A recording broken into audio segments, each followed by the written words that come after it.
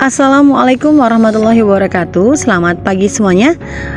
Apa kabarnya hari ini? Sehat semua ya? Baiklah, pada hari ini kita akan belajar tentang reproduksi virus.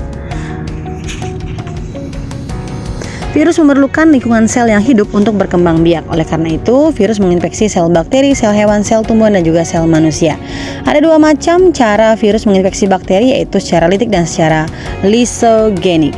Yang pertama kita akan bahas ada tahapan-tahapan daur litik. Yang pertama itu adalah fase adsorpsi. Kita akan lihat bagaimana bentuk dari fase adsorpsi, yaitu virus menempel pada bakteri di gambar nomor 1 ya. Kemudian penetrasi dinding sel bakteri dilarutkan oleh enzim dari virus. Melalui lubang yang sudah dilarutkan oleh enzim virus, DNA virus dimasukkan ke dalam bakteri. Penetrasi nama lainnya adalah injeksi.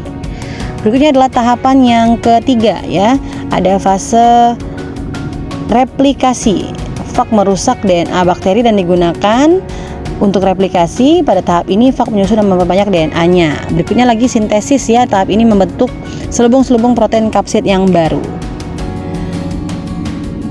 Nah, daur litik yang ketiga C itu adalah perakitan ya. Komponen fag akan disusun membentuk fag baru. Setiap komponen fag kemudian bersatu dalam proses pematangan sehingga virus baru yang terbentuk dapat mencapai jumlah 200 sampai 1000 virus. Wow, banyak banget ya. Kemudian ada lisis. Sesudah fag dewasa itu akan terbentuk virus baru ya, mengeluarkan enzim lisozimnya untuk menghancurkan dinding sel bakteri.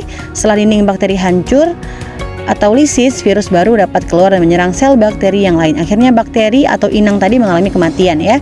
Siklus ini membutuhkan 20 menit waktu untuk litik. Berikutnya adalah lisogenik. Ada fase adsorpsi dan penetrasi atau injeksi, sama kayak tadi yang menempel. Terus juga virus hidup pada tempat yang spesifik pada permukaan tubuh sel bakteri. Dan setelah lisis, virus melakukan penetrasi materi genetik DNA ke dalam tubuh bakteri. Yang kedua ada rekombinasi. Jadi di gambar kedua, DNA virus yang masuk tadi itu akan menyisip ke dalam DNA bakteri, akan membentuk profag. Jadi profag ini adalah gabungan dari DNA bakteri dan juga RNA virus. Dalam hal ini adalah bakteriofag.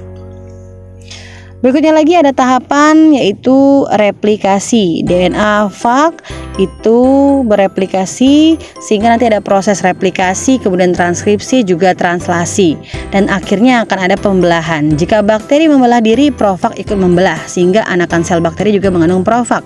DNA fag ini akan terus bertambah ya seiring waktu bakteri membelah diri. Nah, ini ada tahapan yaitu fase lisis, fase pembebasan. Sudah fag dewasa, sel bakteri akan pecah sehingga fag yang baru akan keluar. Nah, ini kalau diinduksi ya. Jadi kalau bakteri lisogenik ini diinduksi akan aktif profagnya. Terjadilah siklus litik.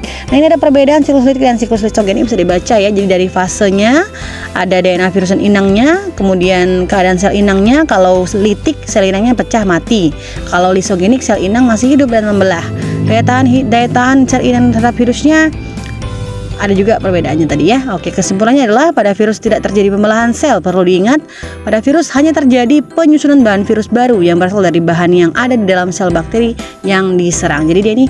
Sekian topiknya. Wassalamualaikum warahmatullahi wabarakatuh.